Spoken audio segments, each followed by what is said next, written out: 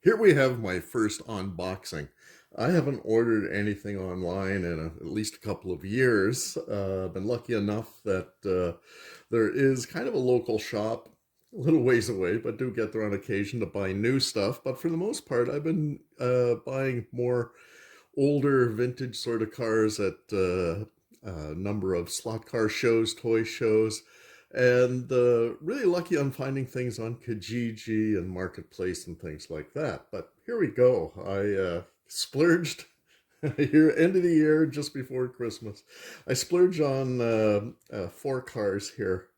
One being a two-car set, and I ordered this from England at Pendle Slot Cars, and yeah, let's take a look at the box. It looks like a little bit of damage here, but it seems like it's well packed, so I don't think there's going to be any damage to the contents, but nicely packed here.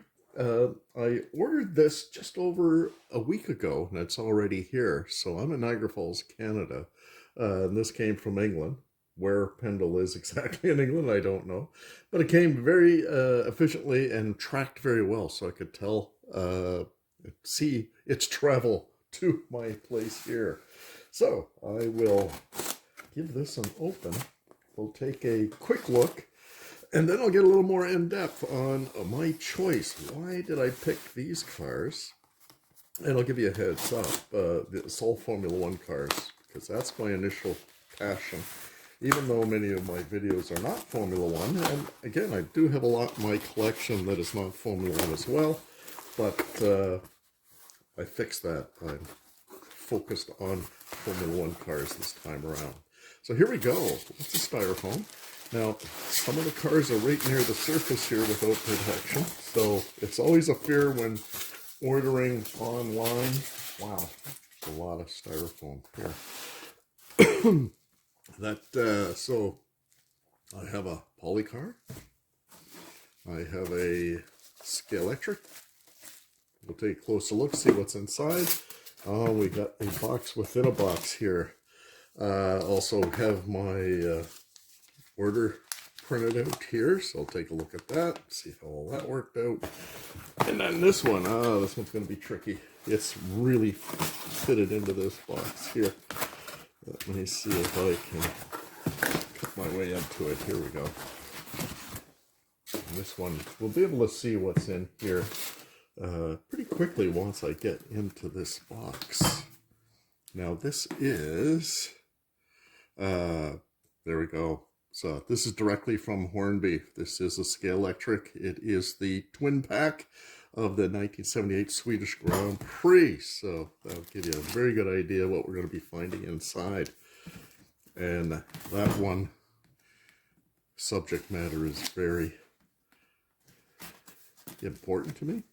The historics of that. And that, you know, I was watching Formula One at that time, so I remember this very, very clearly when these cars ran. And let's see if I can open this up. There we go. Beautiful. Look at this. Really nicely packaged. So are the rest. I mean, I shouldn't suspect there being any issue unless it came directly from the manufacturer with any flaws. But let me open this up. Oh yeah. These twin packs are excellent. Just love this packaging. And let's see, does it open right up? Yes, indeed. We have a collector card. Here, let me open this here as well. Fantastic. Let me see what number. Not that it's really important to me on the card. They usually number these. Yeah, so this is 2,349 out of 3,000. So this set's been out a while. So I guess all the low numbers have been long, long gone. But super impressed. A number of things with these new cars from Scalextric as well as other manufacturers is that, one, the JPS Lotus actually has the John Player, the cigarette sponsorship on it, which just makes it so historically accurate, which is important to me, and love to see that on the cars. And two, with the Scalextrics, Look at the detail they're doing on the helmets now. We've got a very distinct and very nicely done Niki Lauda helmet and our Mario Andretti helmet. Nicely painted and detailed. Fantastic.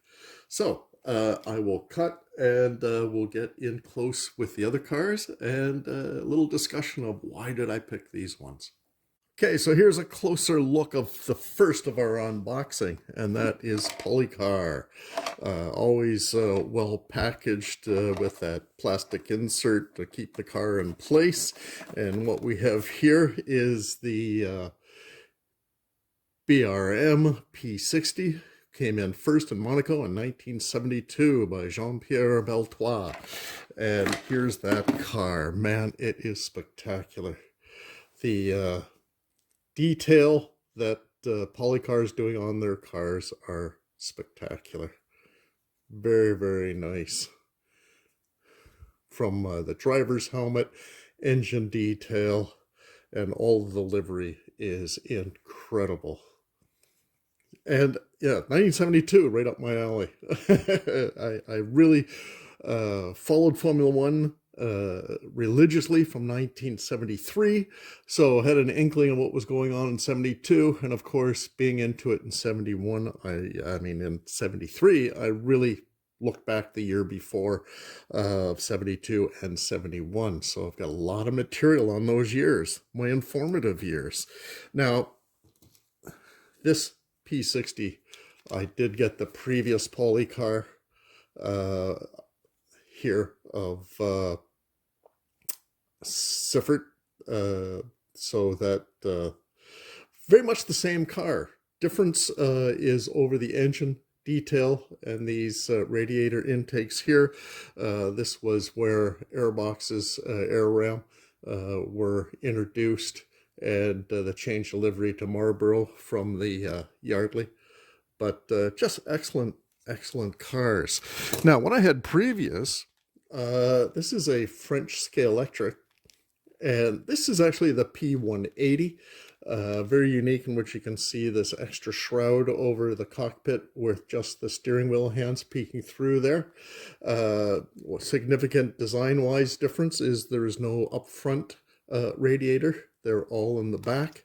So whereas you can see here we have an intake happening up front with that radiator up front. But very similar, but really real nice mold. You look at these early French Scalextric, and you know, this is a beautiful mold from, and this was produced in the mid-70s. So really nicely done. So this one I had to paint up. It came just as a white model with the intake and rear wing being red, but I had to mask things off, paint things up. Got the decals to get that to look proper. But anyway, super car. Just love the detail on this. And yeah, book-wise, wow. I've got a substantial amount. Lots of little annuals and things for each year. Now this says the guide for 73, but it is a review of the 72 season. Although here's this BRM later in the season with a sports car or that blunt nose, which, man, I'd love if they do that one next. I'd have to get that one too. But if we look in here, these little annuals are excellent. And here is that car leading the Monaco race there in the rain. He was quite dominant. And then if we look further back in the book, we have a whole section on the team itself, developments. And here's a fabulous garage shot with that car right up front there. And some beautiful drawings here too of the car. So excellent stuff. The amount of material for the 72 season. Here's another one, another little annual here. Here is that winning race in Monaco. There's Beltois in the rain, leading the race. Excellent. So yeah, there's just a wealth of information. Here's a nice little color shot from further in the book here. Some little color sections. So you get lots of reference to really check the authenticity of the slot car, the model itself. Recent video is showing that I just got a bunch of these motorsport from the period, and look at this. This is fantastic. They've got this particular one has the Monaco Grand Prix. There's Beltois again, and all the results, all the information on that. Spectacular. You've seen this book before, and yeah, let's take a look. Fantastic, fantastic shots. And let's see what else I got here. There we go. Excellent. So even one of the things, if you look at these little detail of this little air intake for the front brakes, that they're painted white. That detail is here. They were not painted white. I've gone in and kind of added that touch of paint to get them to look proper to the actual car. So always fun to be able to do a little detailing on stuff, not have to do a whole lot of work, but sounds great to that the molds are there for you to pick up that detail. Excellent book here, Formula One in camera. They do each decade. Here's the 70s, and here is a fantastic picture of Beltois in that winning car. And here's a second volume. They had so much request for pictures, and here it is during practice in the dry of that same car. Beautiful detail. Automobile year. Here we go.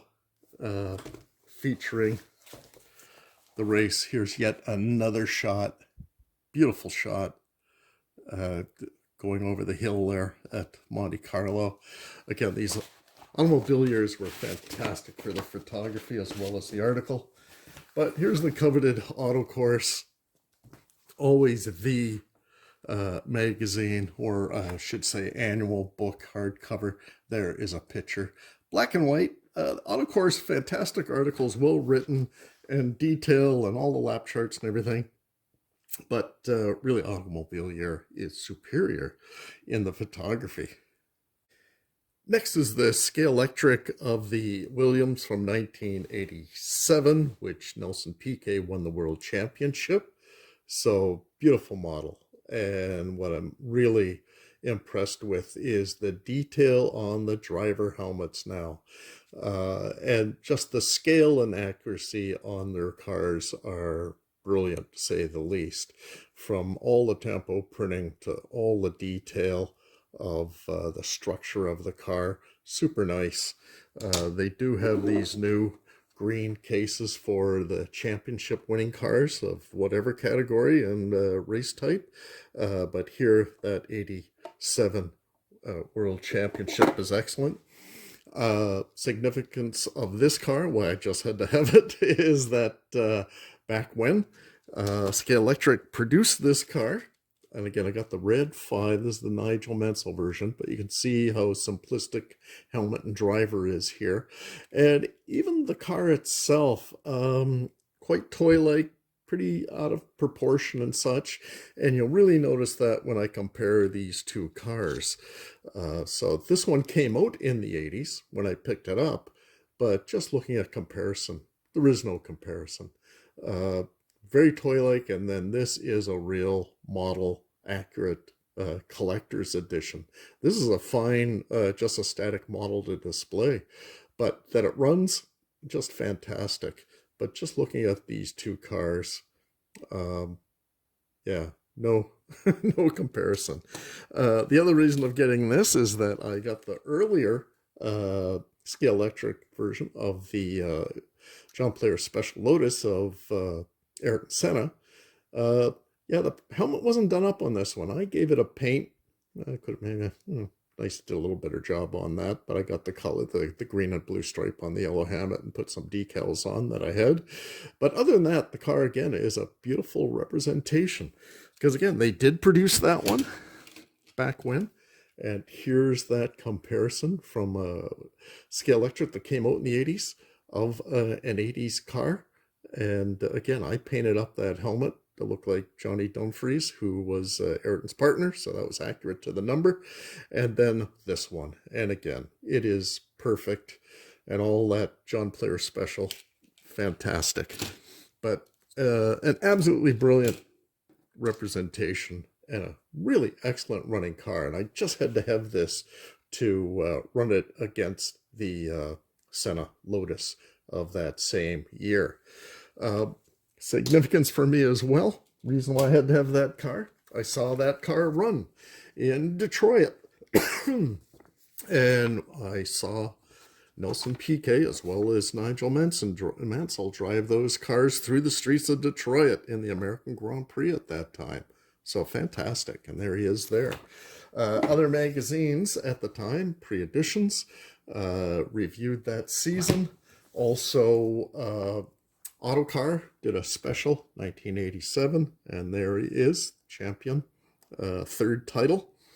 So he was a very successful driver, as well as my Formula One car by car. And there he is there. And just, yeah, this is more about this particular book is more about the cars, but also it really goes over every driver that drove every car. So a fantastic series. Annual, a different annual. The FIA for a short period put out their own annual of the Formula One races, and there's Nelson Piquet in that car, so it can really compare this model to these incredible photos. And look at the intricacy of that helmet, and they've reproduced that just perfectly. So super impressive to see that. Looks great. And then also we have our auto course as usual. There he is, winner on the cover. And here he is. Fantastic again. They've got all of the lap charts and all the very in-depth articles about that season. Automobile year. Yeah, not Formula One on the cover this time. But there is Piquet, World Championship, and him in the car. And then one other book, last one, we move on to the next unboxing set. Yeah, Formula One World Champions, and there's a whole section on Nelson Piquet, who won championships in 81 and 83 with Brabham, and then in 87, there he is. Look at this spectacular shot with the sparks flying. But just incredible. In-depth photos and article on the championships. All right. Last but not least is this amazing twin pack from Scalextric of the 1978 Swedish Grand Prix. So a bit surprised they did this one, because this particular Brabham in this one was a one-off. This was that infamous fan car that ran in the one race before, well, it didn't get banned. It was kind of self-withdrawn because of the controversy. So to produce this one off, I mean, this is the only version they can do of it, because it was only Niki Lauda who drove this car. And it was just that one race, with John Watson driving the traditional car. So they only made the one. And what's very cool about this one, the beautiful, again, beautiful detailed helmet of Niki Lauda. Excellent. And everything else is just spectacular. And on top of that, so two very cool things. One, the dustbin cover. They actually took a trash can lid to hide the fan from the competitors before they pulled it off and ran the car. And this is a separate piece. If I can get it off now, fits on pretty snug. So revealing the fan. And what convinced me that I got to have this car is when the wheels rotate, the fan is activated and rotates as well. So not that the real car worked that way. The outer part was static and the fan was internal, that sucked the air from underneath the car and glued it to the track. But anyways, what a super novelty. I just thought it was great. Totally clicked with me, and check mark on all the boxes. Fantastic. And I love this car, even the non-fan version. Well, hang on, with the fan version, I do have this 1/33 scale of this car with that fan. So, and again, this isn't activated. It doesn't work. Now, quite a different color. So I got to look through photos just to confirm which is accurate. There is a few color issues here, but the accuracy of the model itself is very good. You can see Niki Lauda's helmet is a very fluorescent or rocket red, whereas the slot car, it's just the same red as the car. And I do believe that season that Niki Lauda's helmet was this very day glow colored bright red, so that was accurate. Things a bit that don't match up is the radiators all on top of the car here are all that chrome, whereas here they are black, and from what photos I've looked at, the slot car is more accurate than the dedicated 1/43 die cast. So you never know. So excellent. Now, before the fan car, I was always a favorite of this particular Brabham. And here we go. This is an SCX. This is the Spanish Scalextric, and always thought this was an excellent model. Love this one. Decals are pretty good, not quite 100% accurate. And again, no detail on the driver or helmet. And like the car so much, I actually made my own. Now, this is a hand carved out of balsa wood and a helmet that I painted up to look like Niki Lauda for that season. And as you can see, I used an oversized Polystill Formula One chassis and carved and made this car. So that's how much I liked it. That there wasn't one available that I could get, so I made my own and did all my decaling. This was all letter-set, so 1 letter at a time, putting all that down. So a little dedicated back then. And as well, again, show how much I like this car. I've got this big Brago, which is 1/14 scale. And again, super nice. Yeah, this looked like accurate colors here. So, and this one's very, very nice. Metal die cast, working steering kind of, feels a little stiff, but very, very cool.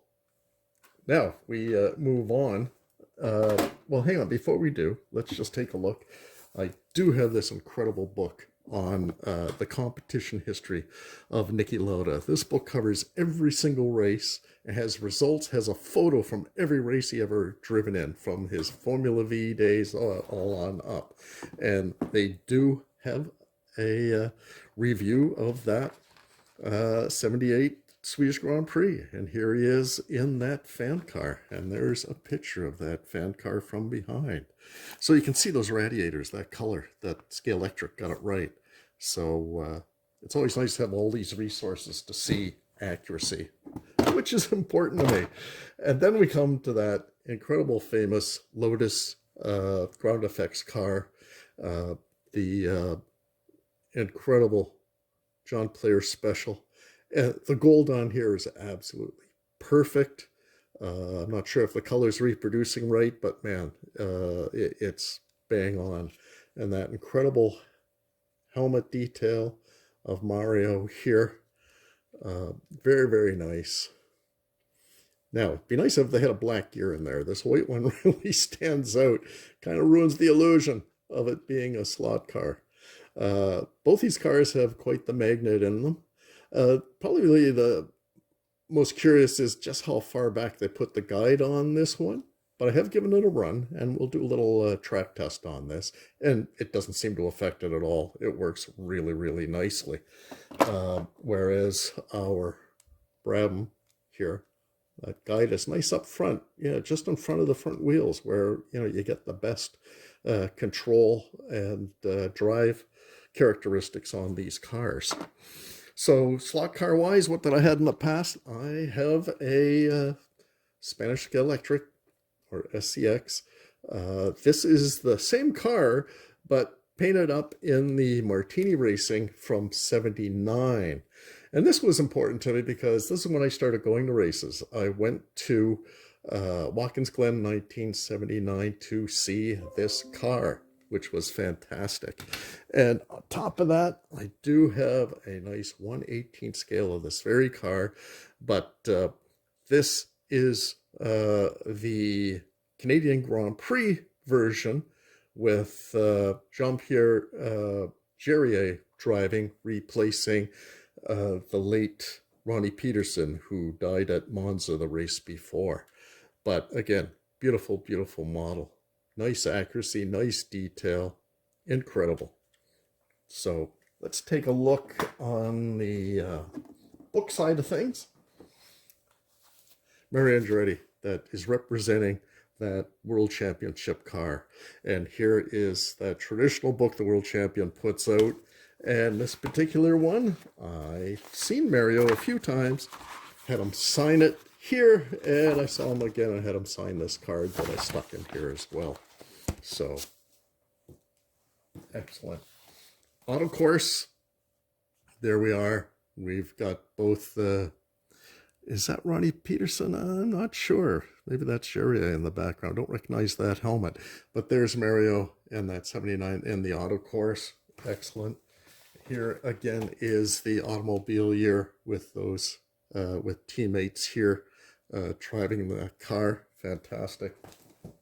And then we have this World Championship book. And if we go back in here, there we go. Nice spread here of Mario Andretti and that Lotus 79. Fantastic. Okay, we'll do a little track test and wrap this up. Okay, I'm going to give a very quick run of all four of these cars, all one after another, in order of how I looked at them in the unboxing and closer detail. So the first is the Policar BRM. I've dialed that back to about 11 volts because no magnet, and actually it's just a fun one to drive. Let's take this around. This is probably the quietest of the Polycars I've done. Incredibly smooth, just beautiful. Nice grip. It's always fun running with no magnets, getting that back end out. Then next we have the Scalextric of the Williams Nelson PK. I'm going to bring that back up to just over 12 volts. Yeah, super nice runner. I always thought maybe the Mega's a bit too much on this one and its sister car, the Lotus, there in center. This one seems to be scraping. I think it's the front nose is kind of hitting its spots on the track. Next we have the Mario Andretti Lotus 79.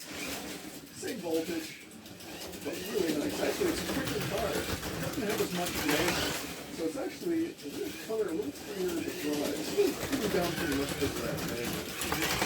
But really, really nice. You'll see this here around fun to drive with the fan car here, which we'll put on next. Quieter. Super nice. Look at that extra fan connected to the rear axle. It still has a lot of good speed, really stuck down, but quiet. Very, very nice. So here we go, we'll wrap it up. And the end of this year, we look forward to next year and a whole set more of Slotted Plus videos.